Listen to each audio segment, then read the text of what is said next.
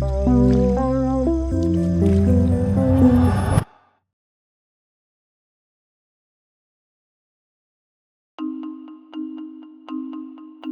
the mid-2000s, Nintendo had identified a growing concern. Traditional gaming required too much understanding. Buttons, inputs, coordination, reading instructions. For many users, this was unacceptable. In response, Nintendo began development on a new kind of system. This system would not require players to understand the game, but instead would allow the game to understand them. This system was known as the Wii. You see, unlike previous consoles, the Wii did not rely on traditional input methods. Instead, Nintendo looked at the gaming industry and decided to give your grandma a tennis racket. And when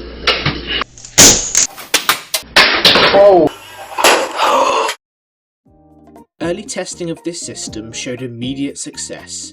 It marked the first time many participants had willingly interacted with technology beyond a television remote, especially without fear of accidentally catching HDMI.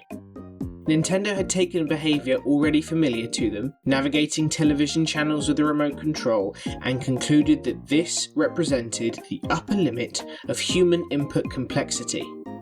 From this, a new design philosophy began to emerge, centred around things people could already do without supervision.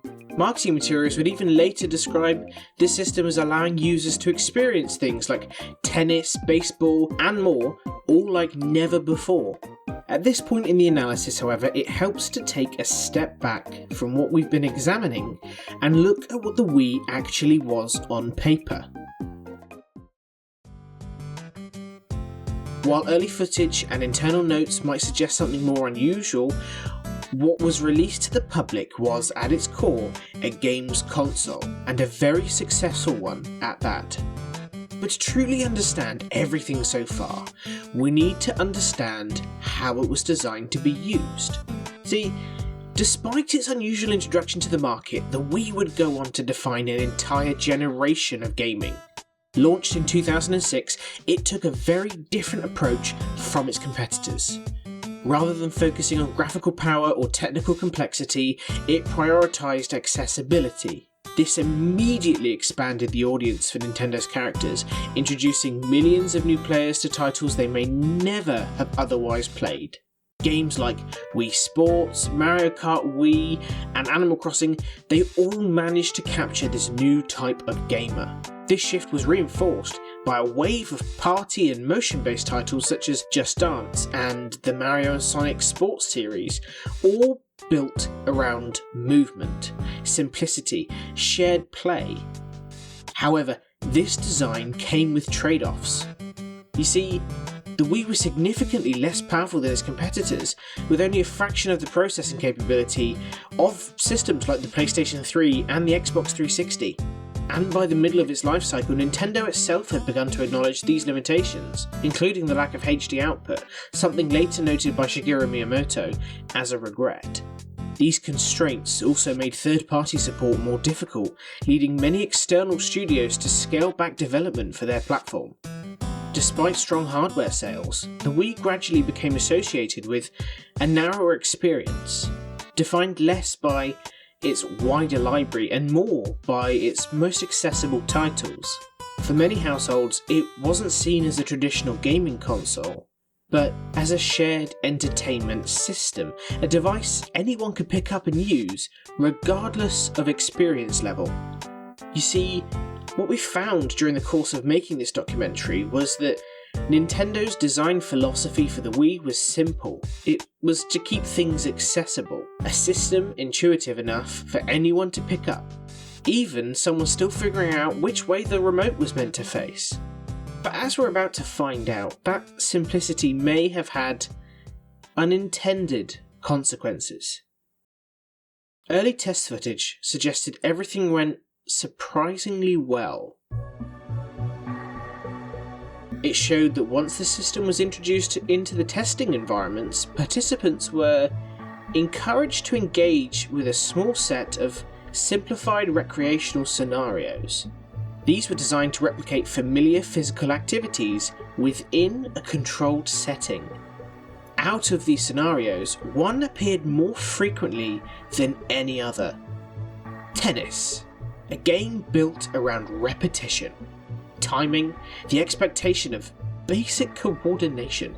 In theory, it only required minimal instruction to participate. In practice, though, it became one of the primary benchmarks for user adaptation. Across testing groups, early results seemed to be consistent. Participants in these tennis demos demonstrated rapid familiarity with the system and reported a strong sense of confidence in their performance. Whether that confidence reflected actual skill was a separate matter though. But it was during these early trials, internal recording systems began logging behavioural data at scale, and it was here that one particular subject first began to appear repeatedly across multiple test environments.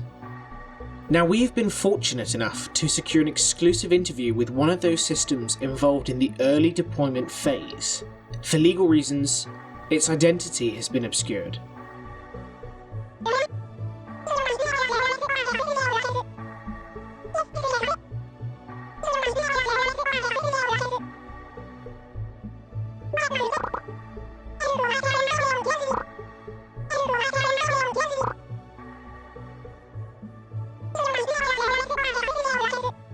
Matt appeared across multiple independent testing sessions and was initially classified as a standard high engagement user.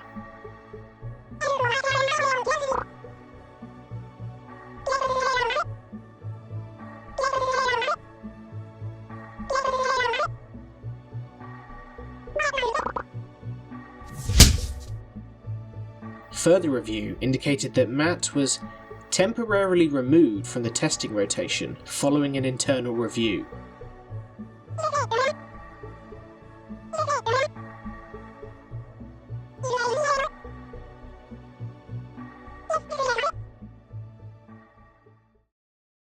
No further official documentation of the participant known as Matt exists within the standard testing archives for the active testing environments.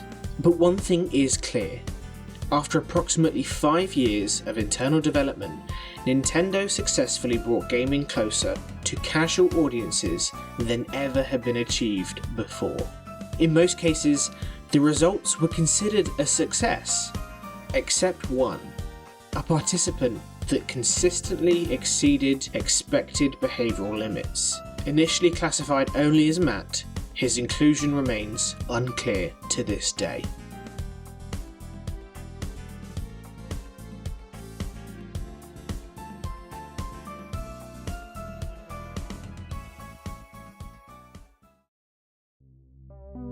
Hello and thank you for watching this video. I know it's a bit of a weird one, I know it's a bit different from what I've normally been doing, but I do hope you enjoyed either way. Let me know what you thought of the video, let me know if you'd like to see more stuff like this again in the future, and I thank you also very much for watching. Bye bye.